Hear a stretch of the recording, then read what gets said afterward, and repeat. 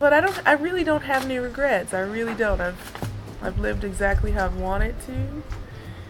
I've tried my hardest every single time. I didn't win the matches that maybe I should have always won, but I really gave it my all. So that for me is enough.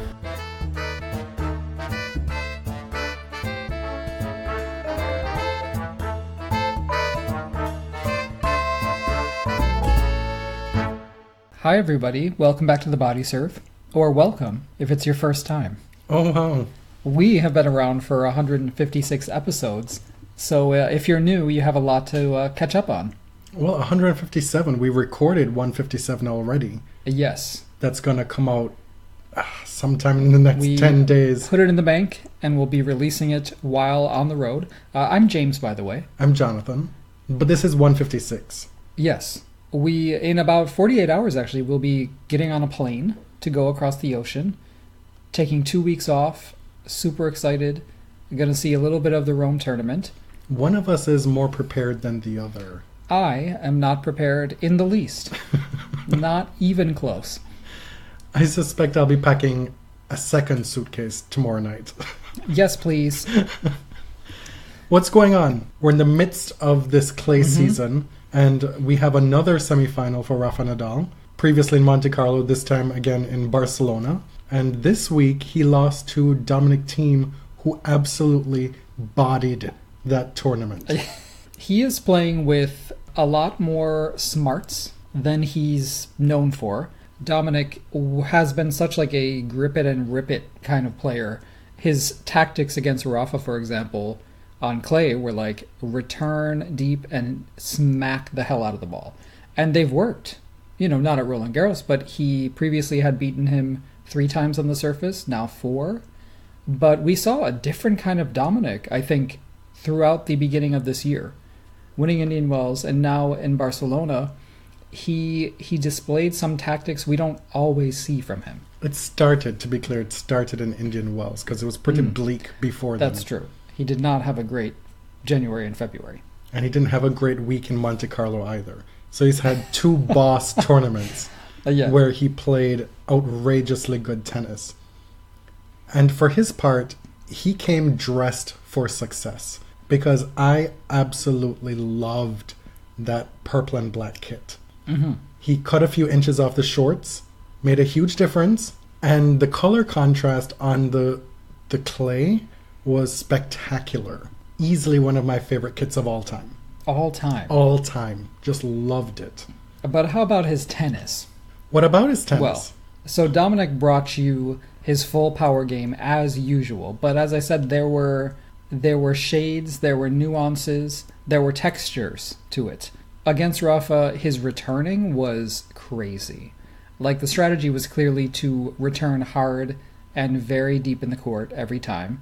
And he did a lot to neutralize Rafa's serve, which is not the biggest serve in the world, but it is a very good serve, especially with the lefty look.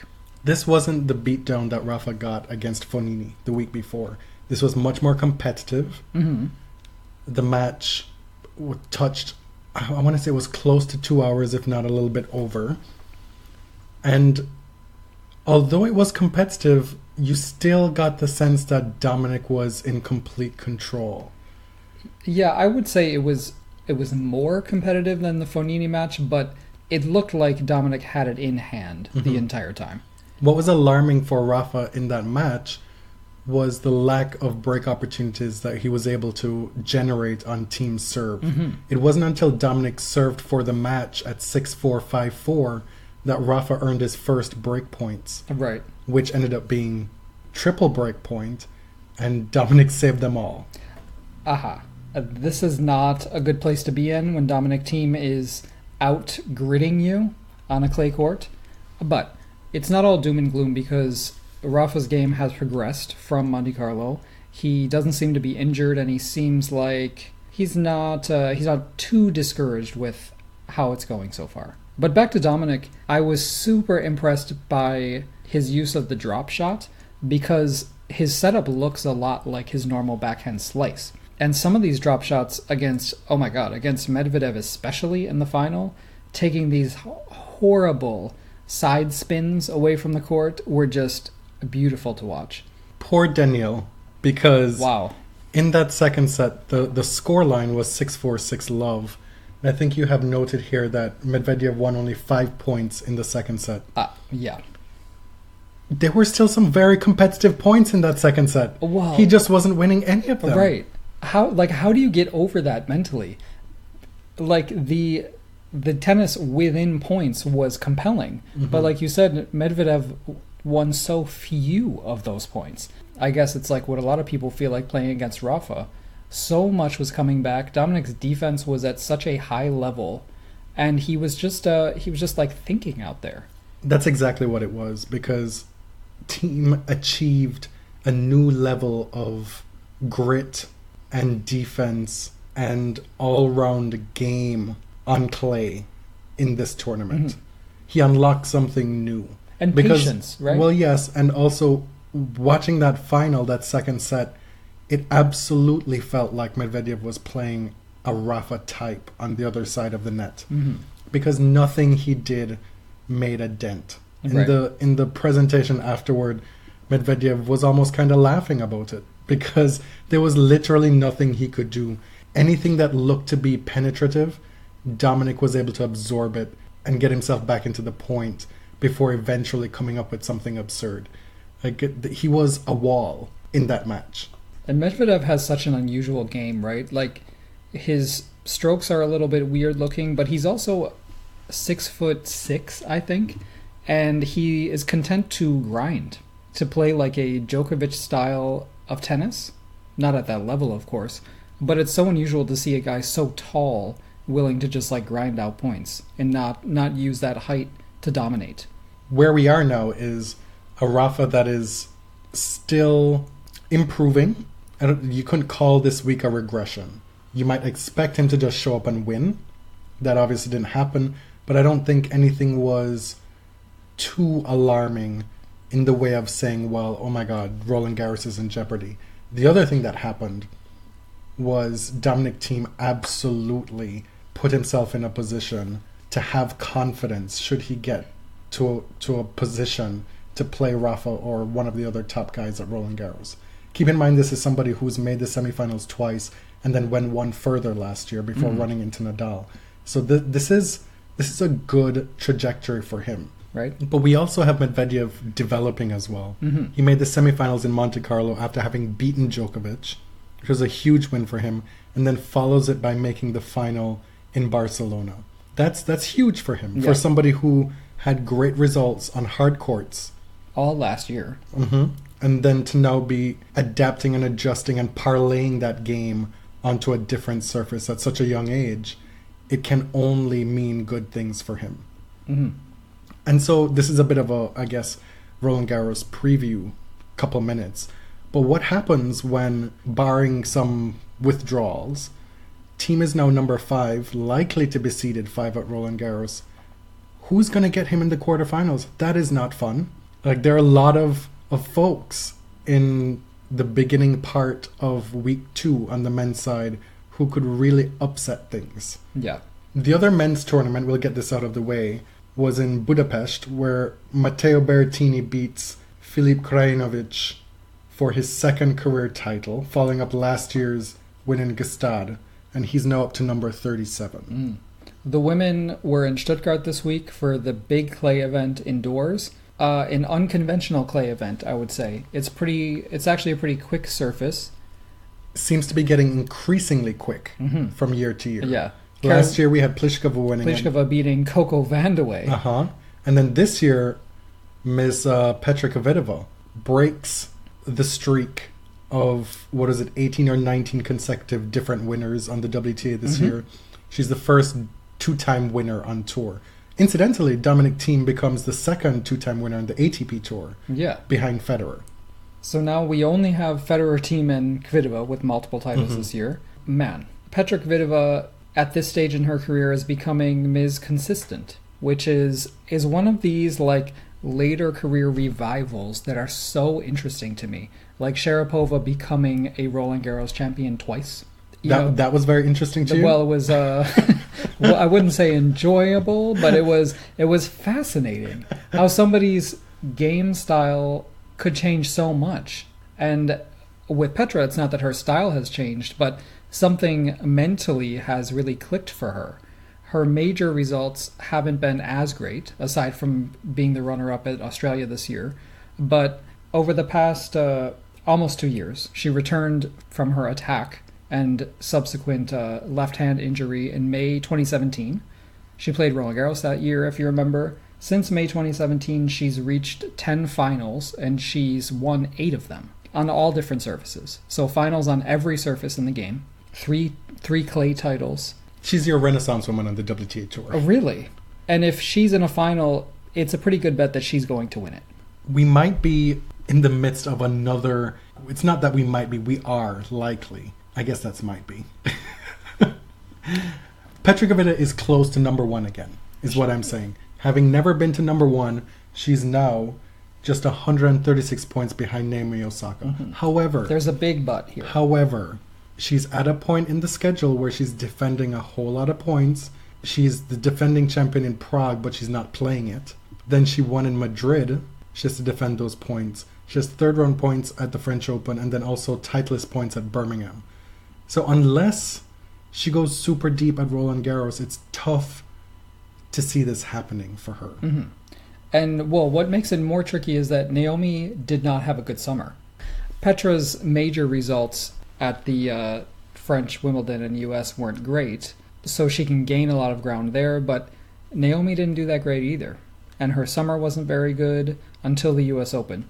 So, I don't know, I think Naomi could potentially have a pretty good grip on number 1 for a little while if this abdominal injury isn't something serious. Really? Either of the two would be worthy number 1s at this point. Well, it makes sense. Petra is the points leader this year. Naomi has the Australian Open, of course. Which is to say, the top of the WTA is in a healthy spot, as far as I can tell. Yeah, I think, between those two and Karolina Pliskova, they are the clear best players of the year so far. Stuttgart saw the return of Victoria Azarenka to clay courts. Yeah, so Vika played a hell of a match against Karolina Pliskova. Pliskova had been suffering from an illness and said she wasn't really training at full speed over these past few weeks. Azarenka, for her part, flew back from Fed Cup in Australia to play Stuttgart with a cough, so she didn't sound great either. So you have the walking wounded here. Vika had a very interesting week, didn't she? She was very active on social media. She sparred with some trolls who were trying to rag on women's tennis. Something that I missed is that she posted a photo of chicken wings and watermelon, saying that this is her ideal meal, which is, it wouldn't be a thing if Vika didn't have a history of maybe cultural appropriation is too bold a word, but you know what I mean. Listen, Vika has been masquerading as the blackest white girl you know. She could have just been hanging out with Red Foo and discovered that these were a good pair, and it's now her favorite Are you meal. saying that Red Foo would eat like that because he is African American? I'm just saying she probably didn't discover that combo from hanging out with, say, Petra Kvitova. Or Caroline Wozniacki. Exactly. I mean, I don't think they hang out anymore, but still. Or Radwanska. Radwanska is not out here eating watermelon and chicken wings. No. It's not that big a deal, but it's just funny because Vika was that girl who was dabbing after every match, who took on these signifiers of black culture. It's a strange combination. It is strange. I get liking them individually. Oh, you mean the food? Yes, but putting them together and eating them together is hella weird for me. I hate watermelon. I think it is a horrible trash fruit. It's one of the things that you'd add to a thesis worth of foods that you think are horrible trash. It's true. Yeah. Except that watermelon, I can eat it. It's just why? It's the most pointless food to me. What I'm really looking forward to is being in Europe and you having to ask in your second or third language to hold the tomatoes or the onions. That will fucking give me life. Luckily, I know how to say those words. No, oh my god, can you imagine? No, you would never never say that in an Italian restaurant. I don't know about Spain. I've never been there. Do you know it's a fun story? You're going to hate this story. But once, back when we used to eat a lot of fast food, we were in the drive-thru and you would always say hold the tomatoes, but you wouldn't say hold the onions because you felt cute. Because I thought it was like too much. You felt like it was too much until we went home and you left the wrapper with the onions on the counter and Vince almost died from eating it. I would say almost died is the stretch, but he did get ill for several weeks. Public service announcement: onions and garlic are very poisonous to your dogs. Yes. So be careful. We did not know that. And so now you always say no onion, no tomato, wherever you go. And now Burger King started I put an end to that because I was like, this is ridiculous. Burger King started using sweet pickles. Okay, that is disgusting. That is... people need to know. I guarantee you, this is more of an embarrassment to you than a public service announcement. Okay, what were we talking? We were talking about Vika as Vika and watermelon and chicken wing. She is such a strange woman, Vika. I really like her, and I appreciate that she's always out here trying to fight the good fight. She's just such an unusual person. Mm-hmm. She brings such mystery to the WTA. She seems to be always, if not on point adjacent when it comes to fighting these fights. She's well-intentioned. Yes.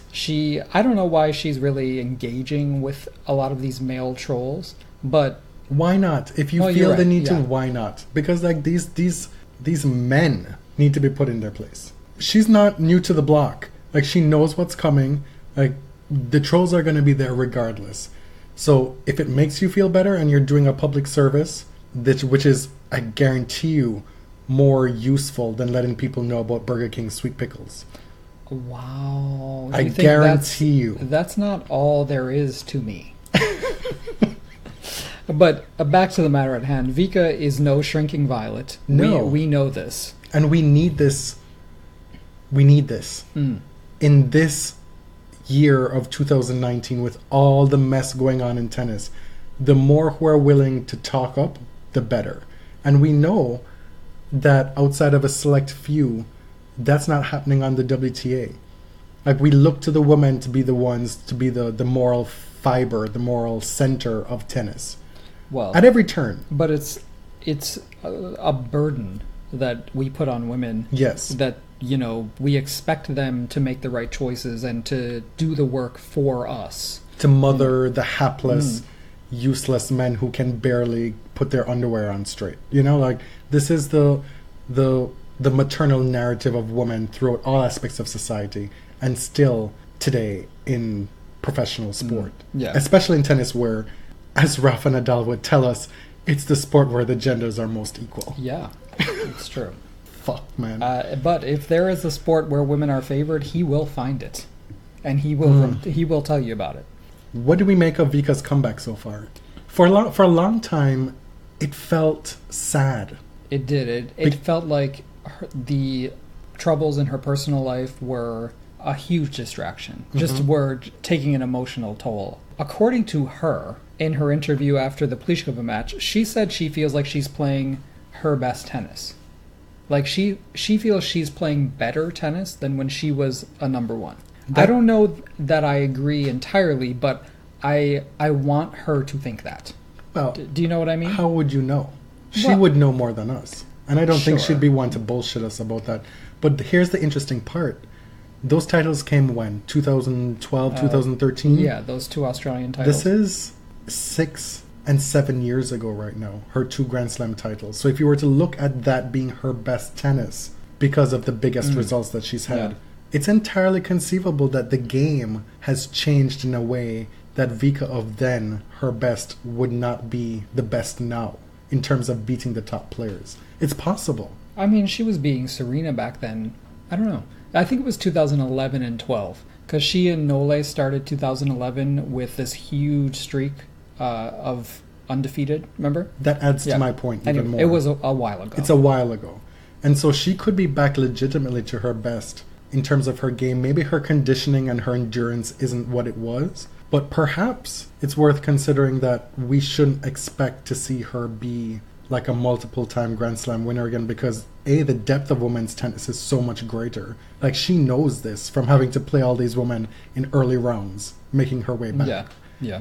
And the road is just that much harder. regardless, it's heartening and it's great to see her score these big wins. I mean, just not a couple weeks ago, she couldn't beat a very hobbled Venus Williams. Right. On a hard court. So this is a big win for her. Beating the defending champion in Stuttgart on a fast clay court. And just coming off the final in Monterrey.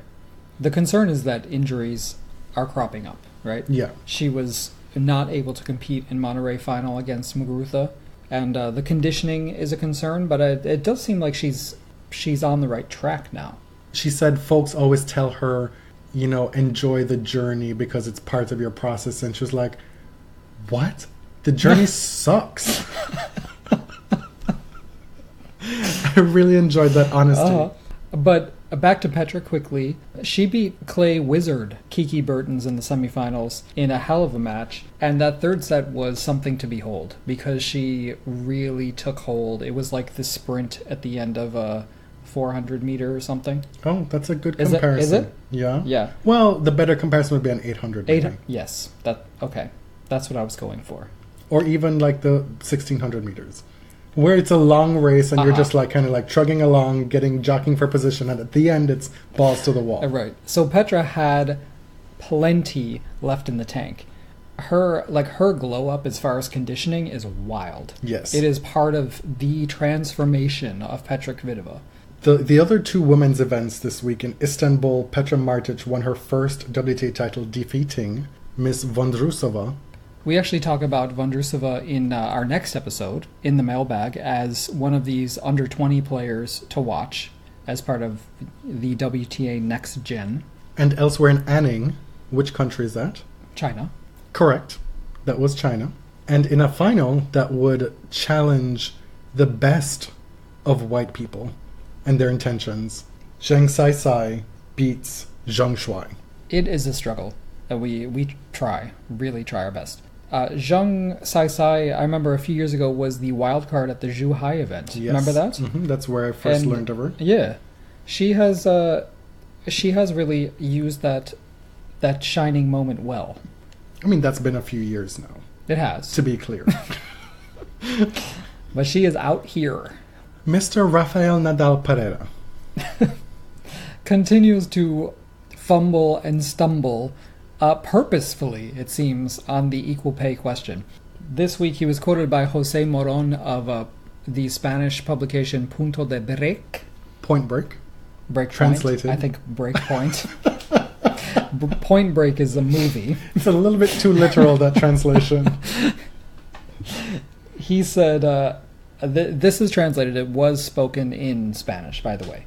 So I speak some Spanish, so it was like... Oh, I read it the first time, and it was so clear. No, I want to be clear. I will read the quote, and then we can discuss it. Okay. Are you going to read it in Spanish? Absolutely not. Estoy cansado. He said, I'm tired of the equality debate of prize money between men and women in tennis. We are the most egalitarian sport. Why don't you debate about basketball or football? We support women more than other sports. More than other sports, so just let it go, girl. Yeah. Let it go. Your point about this translation is well taken because it is quite straightforward. I made the joke in a DM that this is not like ancient Sanskrit, right? Because we get a lot, well, it's been taken out of context and it's been translated. And someone's going to tell me estoy cansado doesn't mean I'm tired? I know what it means. Like, we also know what's been on the record as stated by him previously. So let's get past that whole context argument. To me, it is very clear. He made himself very clear in his native tongue that he is tired of talking about it. It does not affect him, therefore he does not care. I mean, and I hope you all hold your faves to that level of scrutiny, really. It was a struggle this week rooting for him in Barcelona. Honestly. It was, because... If we're being honest as fans here, because it was terribly disappointing. Right. I mean, watching tennis, even for the best of us, or best of you, is an emotional experience, right? You get emotionally invested in players, you care about who they are as people, maybe you care about what they like and what they stand for. I mean, I do. For me, it's really difficult to separate those things. And I know some people can, but I don't know. It's hard for me. Except for Jo-Wilfried Tsonga, which we'll get to on the next episode. Yes. Anyway, you'll hear it, but I feel like I could have answered it so much better, you know? I was pressed. I was forced to hold myself to the standards we hold other people to. And you can, decide for yourselves. We're at a point where we're possibly thinking about redecorating. There are a few things up of tennis players that no longer spark the same joy, photos that we've taken. We're banding around the idea of maybe replacing them with our favorite music divas. Maybe classic portraits of Aretha, Whitney, all the greats. I'm putting up tennis players who fought Nazis in the 1940s. Oh my God. Anyway, Rafa has made clear where he stands. He thinks that men and women are pretty damn equal in tennis and that we should be looking at women's soccer, which I think is probably the first time he's showed any interest in advocating for equal pay in women's soccer. It's very bad faith. The sinister part about it, and what really disappoints me, is that there's a by default tone to it where it's like, shouldn't you be happy with what you have? Like, look at all these sports that don't have it. Just be happy with that. Like, We've given you this much. Because we know he feels it comes from an economic argument where the men are making so much more profit for the sport that's disproportionate to what the women generate. So his argument is that the women should not get equal pay. Right? Well, not necessarily. He's saying, let's say Serena and Venus garner massive ratings in a final. His argument would follow that they should be paid better for that match. He's saying that it should be that granular. That's not a good faith argument. I agree. I'm just saying because that will never happen. He is not on its face against women earning the same, but he's saying they have to basically put up the numbers. But I'm saying it's not good faith because the numbers are skewed, the numbers are subjective, all this. We've talked about this. Of course. Yes, I agree. So what I'm saying is it's kind of a brush off. It's a throwaway. Of course it's a brush off. He said, I'm tired. It's protecting your own pocket at the end of the day. Yeah. Truly. Because what's to stop somebody from saying, well, I don't care if the numbers are that close, or I don't really care about inspecting the numbers that closely. Like, the women work just as hard. What am I standing to lose from having them being paid equally? Like, why are you so caught up in the minutia, the granular X's and O's, the ledgers of who's earning what, when you know nobody's keeping track of that, and you know that stuff is not accurate. Right. The argument is based on meritocracy. That meritocracy exists and it's pure and it's always right. People who grew up with privilege believe that meritocracy is real in every situation. That we all start from the same place. Well, we know that women's sports doesn't start with the same advantage as men's. It always has to justify its existence, right? And whenever women falter, whenever there's a lopsided match or a match that's not highly rated on television, it has to represent all of women's tennis. It can't stand on its own like a men's match would. So the idea that this is an equal playing field and you have to achieve based on where we are now, it's a fallacy. That's what's frustrating. But let's look at the ledgers for male and female models. Let's do that. Of course. That's what's important. Total 180 here. The Wimbledon roof has spoken. Or the All England Club has spoken.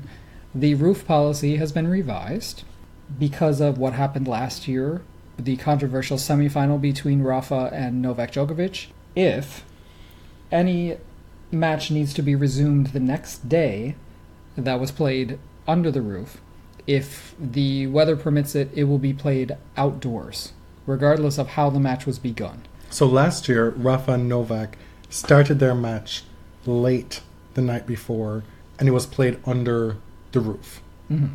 And then it was suspended because of the noise ordinance or whatever, the 11 p.m. bewitching hour. Remember? Yes. And so... And it's very strict. Very strict. In the Wimbledon Village. And there was a lot of consternation about what would happen the next day. Will the match be resumed under sunny skies, clear skies, with an open roof, or do we need to maintain the same conditions that the match was started under? Right. So there were like several prevailing philosophies of the tournament itself. One was that a match should finish under the conditions it started under. The other sort of divergent philosophy is that Wimbledon is an outdoor tournament. And when they built the roof, they reminded us very often, Wimbledon is outdoor and it's not a night tournament. So last year they didn't really have a policy in place because, believe it or not, this was the first time in the history of the roof that a match needed to be resumed the next day on center court. What they did was they decided to go with, well, matches should continue under the same conditions, and that's why the roof was closed. But apparently that will change. We, of course, have no idea what would have happened. It's silly to assume that Rafa would necessarily have won the match if it were outdoors. It's also silly to assume that Novak definitely would have won the match. Like, there's so many variables. I still maintain I don't care about that situation in retrospect because Rafa had his chances and he did not take them in that match. That's where I lay in that situation. And that's the end of that. All right. Nice to have this set in writing going forward so we know. So we don't have to be speculating about who is influencing what, which player is being favored, and have fandoms act a complete mess about their player being put upon. In excellent queer achievement, world number 154 Griet Minen of Belgium was coached by her girlfriend, Alison van Uitwijk. I cannot say this name. You really struggle with that pronunciation. I cannot say the name, and I've tried so many times. I never expected you to even try again on the show, and so I'm looking at the agenda and I saw it and I heard it coming. It's like, shit, is he going for it? Is he going for it? And it really wasn't that bad, to be honest. Oh, it was bad. I'm still not convinced that I say it great either. Van Uitwijk? I don't know, it's closer. Dutch is very difficult. Not as difficult as Polish. I don't know. Alison, last name redacted, was coaching her girlfriend Griet in Stuttgart. Minen qualified in Stuttgart and beat Sibylkova in the first round, and then played Petra Kvitova and got her to 6-4 in the second set. She's reached a career high of number 154, and now the two are playing doubles in Rabat, Morocco, and have reached the quarterfinals. Good for them. We love LGBTQ achievement. Queer excellence. On to the segment of the show where we deal with this recurring, never-ending Gimelstob bullshit. Another wild tonal shift in this episode, I would say. We go from queer excellence back to this. Queer excellence to straight fuckery. Damn. This issue would have been sorted, it would have been done and dusted had Gimelstob excused himself. And that's still an option. Take yourself out of the running, even if you think it's going to be temporary. Look, excuse yourself, play the victim the rest of your life like Neil Harmon. Oh, we're not even going there. I'm just saying, that is your right. Tell us how you've been victimized for the rest of your life. I'd rather that than this.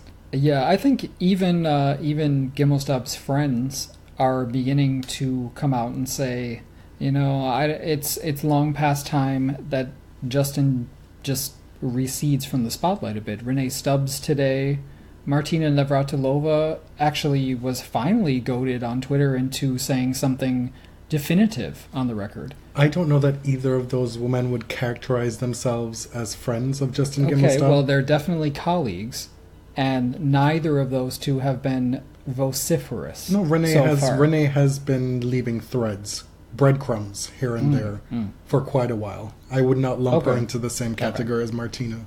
She was even out there today doing clap hand emojis to Stan Wawrinka. So, boy, it took a lot for Martina to get to where she eventually got to as kind of a tepid reply, not a tweet, a standalone tweet, but a tepid reply to say, well, maybe we're at the point where this needs to end. Mm-hmm. Yeah, I was actually surprised she went there because she had been so kind of obstructionist for a while, saying it, kind of taking on kind of saying it's just not my place to say anything. I don't know the details.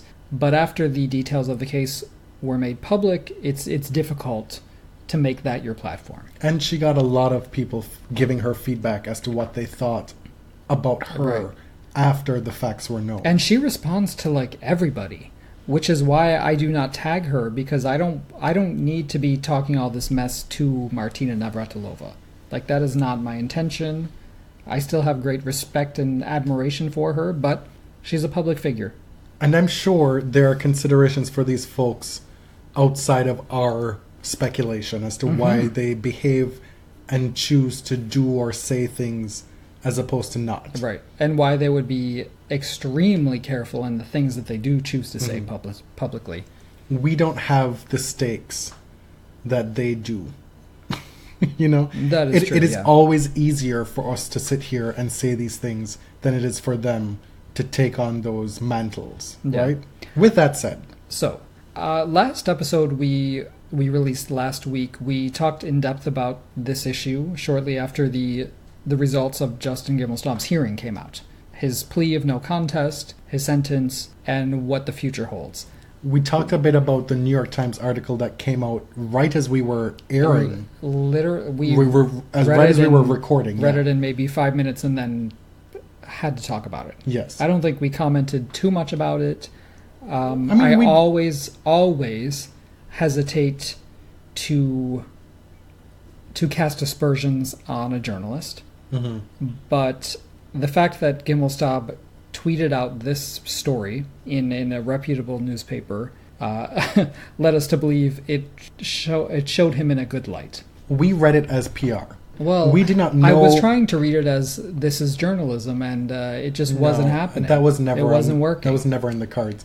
But we did not know the actual stuff that was at play, which was laid out bare in a piece by Laura Wagner for Deadspin. It just went off. It was searing. Searing. Right. It was polemical. It was flamboyant, but it was well researched, and it got its point across, arguing that Cindy Schmerler, who was the reporter who wrote this piece about Gimelstob, failed to disclose her previous work for both Tennis Channel and Tennis.com, both of which are owned by Sinclair Broadcasting, which employs Justin Gimelstob, and this was a failure on both her part and the New York Times. Both Schmerler and the New York Times claim that her past work for Tennis Channel and Tennis.com did not include Justin Gimelstob or writing about Justin Gimelstob, and so it did not require them to disclose this. Right. So what is required and what is advised are clearly two different things. What is always advised is to let the reader know and make that choice for themselves. So to me, this seems like a real failure on the part of the New York Times editorial policy. The New York Times sports editor declined to comment. Schmerler did hit back and say, listen, like, I've been doing this for many years. I've won many awards. People respect me, which is all true and is all fine, but it doesn't address the issue at hand.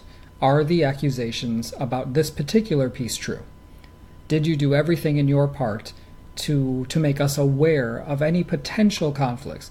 Which, as you recall, is the problem from the jump in this Gimelstob story, is that there are so few people in tennis who are not conflicted, who can speak independently about this issue.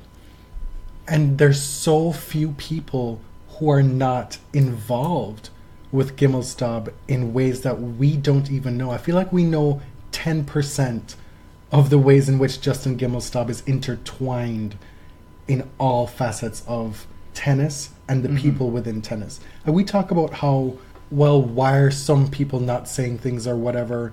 Well, just last year before this news of the assault broke, we heard that Federer and Djokovic and their kids were at Gimelstob's kid's birthday party.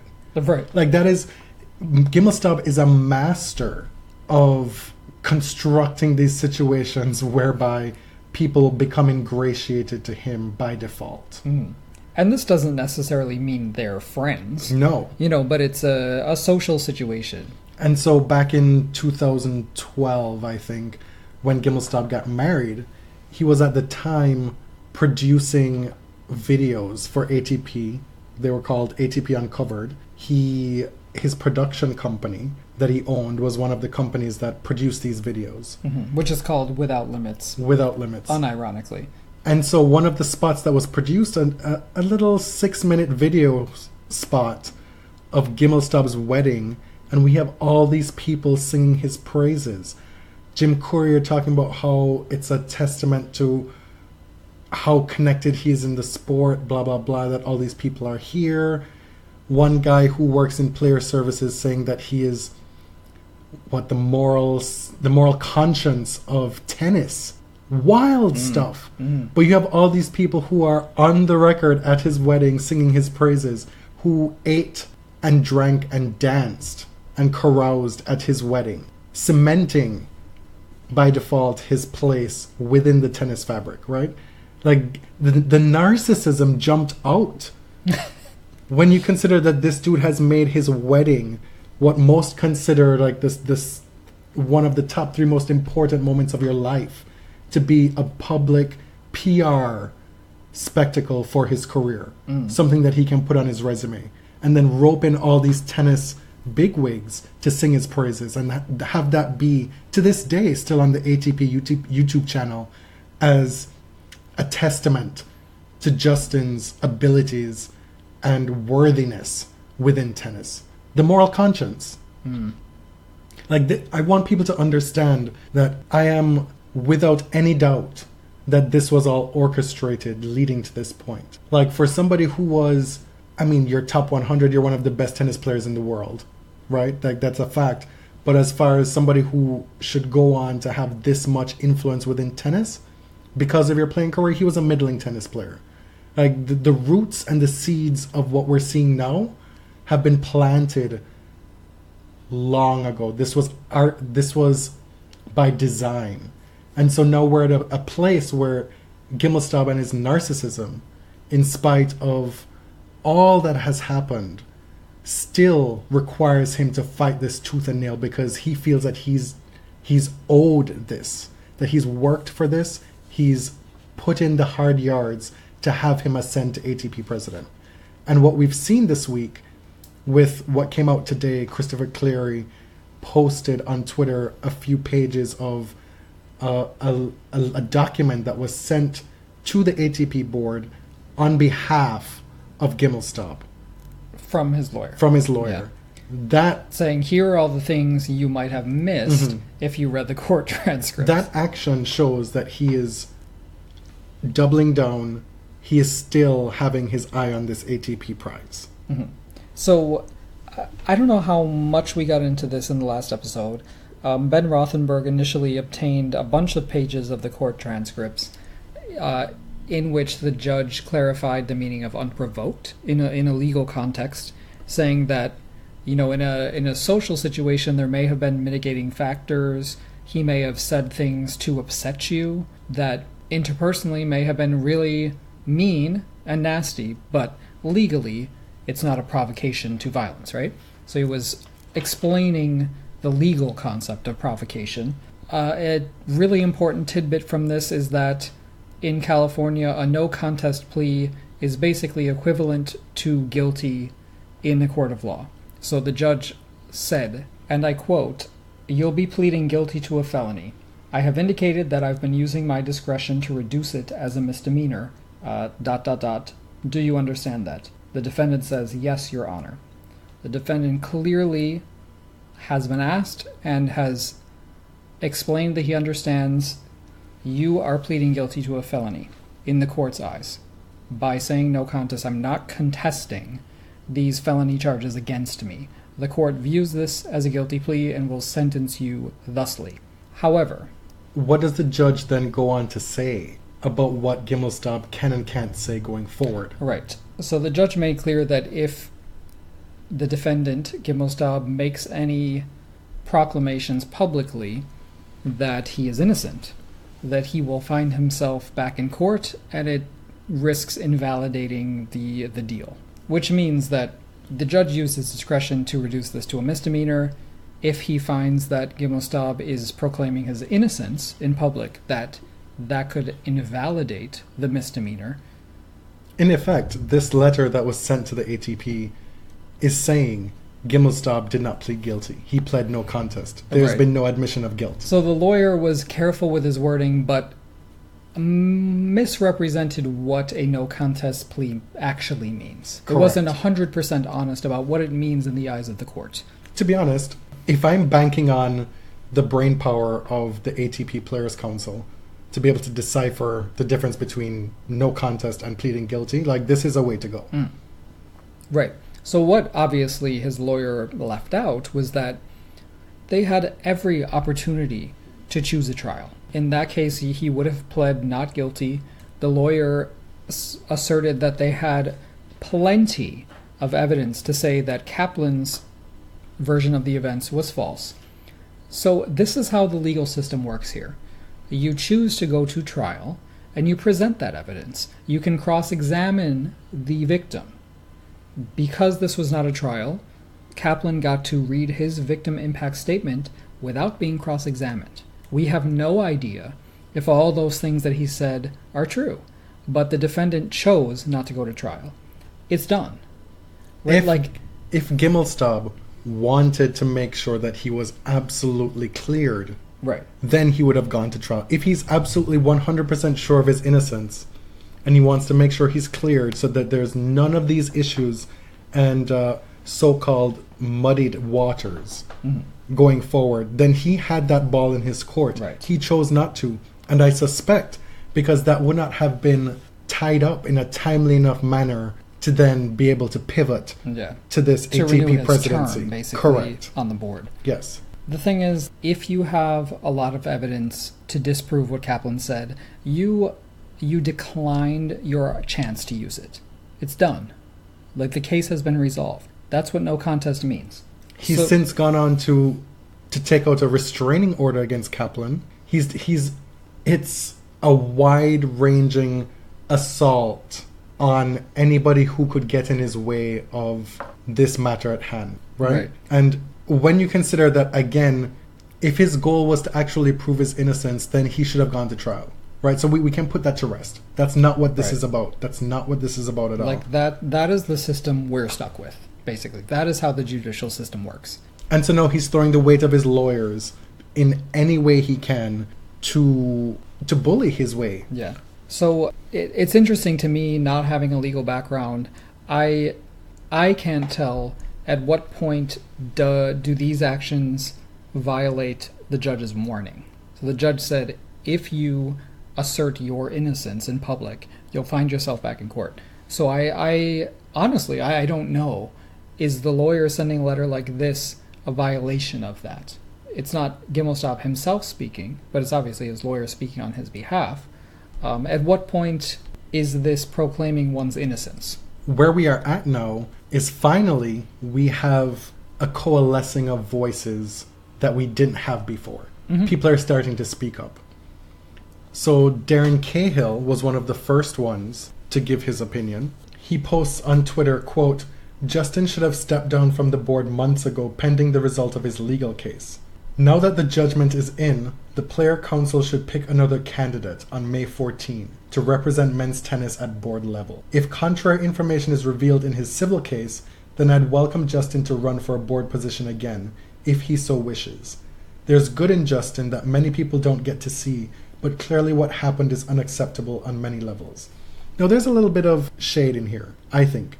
And very smart, clever wording from Darren, because he's saying, if contrary information is revealed, information that you, Justin, made sure didn't come to light because you didn't go to trial, right? Right. If eventually that does come out, then you're welcome after this. Hold your horses, take your time, let this play out the way it should, if that's your goal, and then we can revisit it. Right. It's a poke at the fact that really that's not Gimelstob's goal. His goal is to maintain his position on the board and to ascend even further. Yeah, I think one of the most frustrating things is that a lot of people are assuming good faith on Gimelstob's part when he hasn't really shown that he deserves the presumption of good faith, that he's acting on good faith. Amelie Mauresmo said, "I guess that's not the kind of behavior you want to see from someone in our sport, having a big role in any of the ATP, WTA, or ITF. Like, I don't know how you call these associations organizations. Definitely not. And we said last week that Mauresmo has like moved into this role as sort of a moral leader in the most unassuming, casual way. Well, we said this on the episode that's coming next. Right. Mauresmo is just someone who says what she feels, and this is what came out. She never comes across as someone who's like worried about her position. Martina eventually said, ATP will decide and so will Tennis Channel, but I'm sad to say this and say this I must. She must. Justin would not get my vote. Not anymore. ... You know, it did take a little while to get there. And some tennis Twitter people that you probably know elicited that response from Martina. Yeah. It's still there. You know, she didn't delete it or anything. Like, it's out there. She is on the record, and it seems that she's comfortable with this now. It's a collective effort right now going on tennis Twitter, with a lot of folks putting in a lot of work. Yes. Stan Wawrinka today was the most vociferous active player. He's also somebody who has been a big defender of Chris Kermode. Yes. He said, players need to speak out. Justin Gimelstob has been convicted of a violent assault. It simply cannot be possible for anyone to condone this type of behavior and, worse, support it. In any other business or sport, we would not be discussing this. Two things at play here. I saw a lot of people doing this business where, oh, look at that, Stan Wawrinka, the moral center of tennis, referencing the Donna Vekic thing. You know what? Yeah. As we always say, multiple things can be true. It's true. I mean, you'd have a better argument to say, well, he's just protecting his position of wanting to protect Chris Kermode. But like that's done and dusted. It is. You know, like what reason would Stan have to speak out now? And the bottom line is, Gimelstob must go. Right. By all means necessary. Like, just because you think Stan is a sleaze doesn't mean he's wrong. Uh-huh. But he touches on a really important point, a crucial point. In any other business or sport, we would not be discussing this. Because... Mm-hmm. I would take issue with that a little bit. It does make tennis look provincial and sloppy. However, I do think that we've seen a lot of major sports leagues overlook domestic violence, rape, etc. in players. In players, this is totally different. This is somebody who has hats in so many different rings in tennis. As a tennis commentator within a more traditional work environment on the Tennis Channel, as somebody who is behind the scenes working to advocate for tennis players, working with tournaments, working with players, working with communications people for both the ATP, WTA, like he has interactions with everybody in tennis. I think the difference here is that when these things become public, most corporations act on it. When it's behind closed doors and they know people are doing messed up stuff like this, they may not care as much, but it has been publicized. I don't think that gives these other businesses and sports a moral high ground. It does not. I mean, this is something you're bringing up. Okay. That's what he said. I want to know is, does the Tennis Channel have an HR department? Does the ATP have an HR department? Does the WTA have an HR department? Because if I'm a WTA player, I'm thinking, well, I'm lodging an HR complaint saying, like, I don't feel safe having to walk by this dude in the stairwell of Cincinnati on the way to the players' lounge, or to having to walk past him in like the dining area in the food court in the players' area. Like, these are they're crazy situations that we don't even think about. We know how accessible tennis is in terms of fan interaction with players and whatever.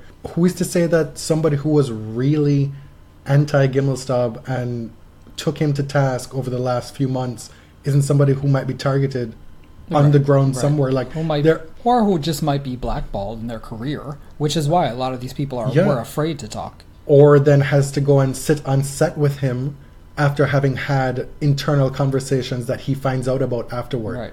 There are all these situations now where I imagine there are folks who are dreading him being reintegrated into the many different roles that he has, because it will now be a hostile work environment. Right. And why? For what? For what, really? Like, what is tennis going to lose? So the fact that the governance structure is so segmented in tennis, and that there are no player unions, makes this sort of stuff able to fester. Like if it were one company, let's say one league for the men and women, represented by one union for men and women, there would be policies in place, right? I know, like I work in HR, for example, no company would take the risk, even if they had no moral judgment on what happened. They had no problem with his actions, or they didn't believe they were true. Companies would never take that sort of financial and public relations risk of keeping him. Many companies, if they found out what he said in 2008 after the fact, would let him go. Right. Like, I know that in my own workplace, they've let people go for things that I thought was ridiculous, and unfair to that person. But which goes to show, risk, right? Tennis Channel, run by Sinclair, the ATP, they do not give a flying fuck. And sports are weird in general as a workplace, and tennis especially is a very strange workplace, but they've got to get this stuff together. I'm hesitant to say that the WTA as an organization should be the one leading this charge, or should be putting more onus on them to do it, because while we can't look at the WTA as a blanket, well, it's coming from the woman, it's still run by Steve Simon. And, Simon. Yes. And they're men in charge of that entity. It's not like a woman, right? Right. But it's still representative of the women's tour. Like, a lot of this has to do with men who have done bad things, continue to do bad things, and are protecting their own. So why should the women then be the ones to be the voice of reason to get this done? Right. And then, as we know, the players don't have a collective voice. They're not unionized. Does one woman run the risk of being held out to dry if she chooses to speak up? And we know that there's so many women who work behind the scenes across all three tennis entities, Tennis Channel, ATP, WTA, who have to interact with them. There's a lot at play here for folks who work in tennis going forward, now that he's trying to actively reintegrate himself and ascend even further. So, there have been a few candidates putting up their hands in the Road to Rome. Hashtag Road to Rome. May 14th. May 14th, there will be a vote at the Rome tournament for the next ATP board member to represent players. For the Americas. It could be Justin Gimelstob. However... the last time we spoke to you, we were wondering if he was just going to run unchallenged. Yeah, that's what it looked like. He was running unopposed for a while. But over the past few days, Tim Mayotte has put his hand up, who has actually served on the Players' Council before, and none other than Brad Gilbert. The Brad Gilbert. Which is very juicy. Is very juicy. Very juicy. They have supposedly put this stuff behind them, but back in the 90s, Sports Illustrated reported this little gossip tidbit, back when Sports Illustrated covered stuff like this in tennis, that Andre Agassi was making all this drama about Davis Cup, right? And then he slandered Justin Gimelstob as a player in public. Well, he said he wasn't going to play, He said, I will not play Davis Cup. I wouldn't play Davis Cup if it was in my backyard. And then part of that was like criticizing USA for putting up Justin Gimelstob as a USA Davis Cup player. He said he wasn't at the level. So Justin was pissed. Justin's father was extra pissed. Apparently, at the time, Brad was coaching Andre. Yes. So, according to this report, Barry Gimelstob and Brad Gilbert got into a bit of a skirmish, maybe a shouting match, and Barry Gimelstob allegedly spat at Brad and said he was a disgrace to Jewish coaches. So this was reported in a major publication. We are not making this up or casting aspersions. So Brad said that this is all behind them, like it's water under the bridge. When did he say this? I don't remember. But Gilbert has put up his hand and say, I would like to run for the seat. And I think that he would probably have pretty wide support. I think he's pretty respected among, not the people who vote, the commentary team, but I wouldn't be surprised if this was like the tipping point. Another bit of juiciness. Last year when I tweeted that bit about Justin in the power deck suit at Wimbledon, where he rises from his seat. It was a little video and he's like fist pumping. Yeah. And it just looks all kinds of awful. I tweeted, have you ever seen anything more terrible at a tennis match? And put that video out. And one of the people to like that tweet was Brad Gilbert's wife. Mm-hmm. At the time... Mrs. G. At the time, I had no idea of this context. And now it makes sense. So for you to tell me that, oh, Brad's like over it, I decline that opinion. Okay. And I think this is... Publicly. So this is petty genius. To be clear, we don't know anything happening behind the scenes with these people. All we know is that Brad publicly said that he would like to run for the seat. So that we don't get He'll sued. be on the ballot. What is clear is that hopefully Stan is now able to lead more players in the direction of speaking up. And the vote, May 14, that happens on a Tuesday. So the Rome pre-tournament pressers availabilities will have happened before that vote. And you know that is going to be the hottest of topics that week. Yeah. So even if folks don't opine on this on Twitter or social media ahead of time, we are going to get a lot of players asked about this before that vote. And we are going to maybe be surprised and maybe be disappointed by some folks, but this is not going to be the end of it. There's a lot more to hear from players before this vote happens. And let me tell you, if at the end of this player council panel votes for Gimelstob, Lord, I hope there's a video in there. I hope we get... Are they live streaming this? We get a play-by-play. I want to know who voted what. This better not be no behind-the-scenes voting situation. Okay, so a few more odds and ends before we wrap up. Let's start with the bad news and end with the good news. Okay. The bad news is, well, I don't know. This is neutral news. Jeannie Bouchard and Michael Joyce have split up. They've ended their coaching partnership. Jeannie, who apparently hangs out with Venus Williams. Did you know that? Was it the Miami Herald saying that Venus was a party animal last weekend in Miami? In South because Beach? Venus is like a part-time DJ now. She's hanging out with DJ Khaled. So Venus's journey was that she was cool in like the late 90s to around 2002, and then she became like a granny, and now she's cool again. But apparently Venus went out partying hard the first night, went home, and then she went out again. And on the second night... Does she drink, though, do you think? On the second night, they said they were drinking champagne and doing shots of vodka, her and Jeannie. That's what the article said.